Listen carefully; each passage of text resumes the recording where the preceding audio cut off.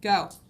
My name is Eric Anderson, and I am the principal here at Wenatchee High School. This is my first year at Wenatchee, and then I was principal in Clarkston High School, a 2A school, southeast corner of the state, for 4 years prior to being here.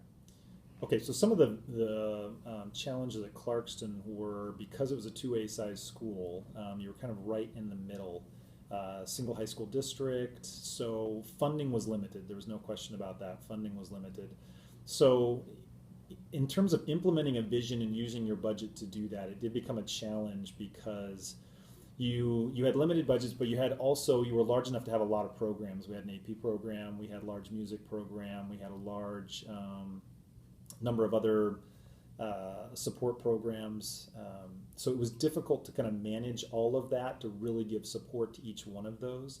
So prioritizing that became a critical piece for me. And I think what ended up happening was instead of trying to give everybody little bits of money every year, we started to target the ability to say, I'm going to set aside a pot of money for certain things, individual things, and then give them larger amounts of money in just a single year and then kind of spread that out. It took a little bit more time to do that, but I think it became more effective for them to really be successful in implementing the things that they wanted to implement with a larger sum of money versus a trickling effect of money every year. Okay. So 1 year at Wenatchee High School, I think one of the big differences that I have found between the smaller school and a larger school is I'm not managing everything. That was one big shift for me. That when I was at Clarkston, I was managing for the most part every budget but ASB. Here I'm not. I manage the building budget, but our special programs budget is managed by an assistant principal. Our ASB budget is managed by an associate principal. So it kind of removes me a little bit, or at least takes me a step back from that, which has been nice because it allows me to narrow my focus a little bit. I think in terms of challenges at the big school,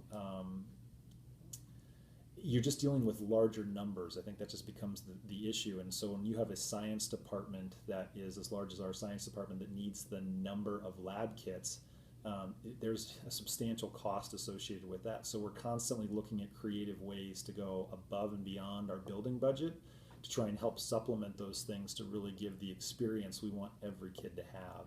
So it just becomes a sheer numbers game at that point in time. And this year, I really didn't do a whole lot with the budget in terms of tweaking or changing anything from prior year ways of managing it. I just trying to keep it the same. Next year, we'll look at maybe tweaking some things to try and enhance some areas that I felt like maybe were almost underfunded this year. But it really just becomes a numbers game with the number of teachers, the number of adults we're working with, and then the number of students in terms of just the amount of equipment that's needed. In terms of creating a shared vision, we did. I think we did a nice job of starting out. We took data and really look at data and said, hey, how is this? Where do we need to work with? What are our gaps in information and outcomes for students? And I think we set some really good goals about closing some achievement gaps. I will say though that I think I didn't do the best job of maintaining that focus, and so we got a little vague in how maybe some money was being spent and not maybe targeted enough.